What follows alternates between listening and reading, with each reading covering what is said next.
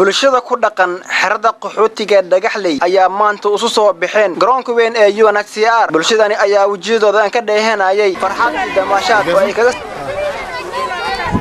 Dikrin Sheekh Muuse qalbi dhagax kadib markii bilooyinkii ugu dambeeyeen uu ku xirnaa magaalada Jigjiga ee dalka Itoobiya hadaba qaar ka mid ah bulshada ka soo qayb gashay binaanbaxan ayaa dareenkooda warbaahinta u soo bandhigeen iyo sida ay ugu faraxsan yihiin binaanbaxa maanta waxaana hadaladooda ka mid ahaa sidatan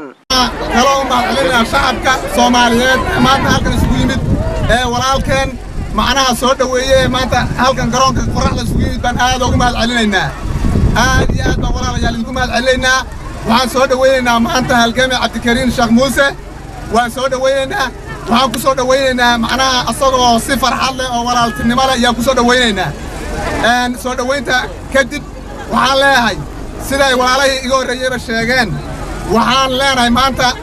isbeddelka maanta socda ee meel walba Soomaali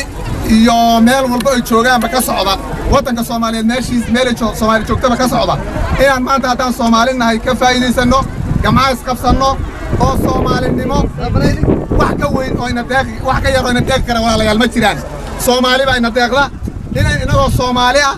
oo mid ah inaynu gacmaha isqabsano waad maqlayseen Cabdikariin hadda markuu xabsiga ka soo baxay Itoobiya soo deysay wuxuu u hadlay si Soomaalinimo Soomaali oo dhan mahadceliyay Soomaali inta kala qaybinaysa ma ogelin buu yiri waan la dagaalamayna anaguna waan ku raacsanahay saas oo kale waan ugu raacsanahay inaan Soomaaliya inta kala qoqobaysa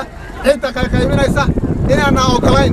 oo mid ka nahay oo meel uga soo jeedsanayno oo Soomaaliya aanu Soomaalinahay oo ummadda Soomaaliyeed ay midaynayno diyaar u nahay waxa kale oo halkan baaq yar ooga diraya ummadda gobolka ogaadeen degan waxaan walaaleen leeyahay sida walaalka iga horeeyay sheegay maanta wadanka isbedel baa ka socda inaga oo sidoo walaalkeen sheegay aan isqaybinayn kan waa hebel aan dhahayn kan waa hebel aan dhahayn aynu hal midowno gacmaha isqabsano isbedelkaana saan uga faa'iideysan lahayn aanu samayno Allahu akbar Allahu akbar Bismillahir Rahmanir Rahim wa aniga oo Abshaara Sheekh Ibrahim oo jooga xeryaha qaxootiga qaaraan xerada dhagaxda waxaan ummadda Soomaaliyeed ugu hambalyeynaya waxaan leeyahay hambaliyo farxadeed hambaliyadaas oo ah maanta Cabdikariin Sheekh Muuse oo helay xornimadiisii oo helay xornimo la'aantii uu qaatay oo hadda uu soo xornimadiisii marka meel walba ummadda Soomaaliyeed ay joogto waxaan filahayaa ama ay tahayba inay farxadda maanta anaga aan muujinayno tuulaag inay qabaan marka waxaan leenahay alxamdulillah ilaahay ayaa mahadda iska leh ilaahaygi siiyay farxaddan iyo xorriyadiisa ilaahay siiyay isagoo nabada noogu soo celiyay marka ummadda Soomaaliyeed waxaan baa ku dirayaa guul iyo gobonimo hala ilaaliyo diintii wada dhalashadii Soomaalinimadii midabnimadii aan wadaagaynay diintii dalkii dadkii ayaa ballan inoo guul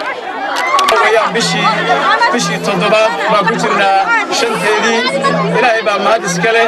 dowladda Soomaaliya ashxaas ka mid ah dhiibtay ummad Soomaaliyeed ma dhiibin qabiil ma dhiibin waxa dowladda dhaba matalahaya waxaan sidii lahayn waxaanimo dhacday bay ahayd ilaahay baa soo badbaadiyay ummadda Soomaaliyeedna waxaan isleeyahay ducadoodii iyo gadaadkoodii iyo codkoodii ay baarlamaanka Soomaaliya labada gol ay ku raaceenna ilaahay baa aqbalay waa farxad weyn bay noo tahay Soomaali meel kasta oo joogno Itoobiya soo daysay hadda ilaahay baa ka soo daayay ilaahay baan uga mahadcelinaynaa ummadda Soomaaliyeedna meel kasta oo joogto maanta farxad bay u tahay Soomaalidu ha midowdo Soomaalidu ha israacdo dadku ha dhaco qaybiyo ha dhaco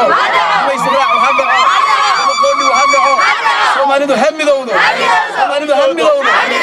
si kastaba ahaatee waa markii ugu horeysay muwaadini Soomaaliyeed ee ku xirnaa wadan shisheeye isla markaas xorriyadiisa dib u helay way soo baxaan bulshada ku dhaqan xerada qaxootiga ee Dhagaxley Xasan Cumar Xasan Kaafi telefishinka caalamiga ee Badda 24 xeryaha qaxootiga Dadaab